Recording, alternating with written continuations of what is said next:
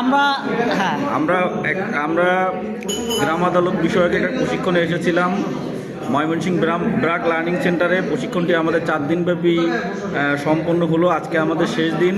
আমরা এখন শেষ দিনের নাস্তার বিরতিতে আছি, চা বিরতি করতেছি। আমরা হয়তোবা খুব দ্রুত গতিতেই আগামীকালের মধ্যে আমরা সবাই সবার কর্মস্থলে চলে যাব। সবাই আমাদের জন্য দোয়া করবেন।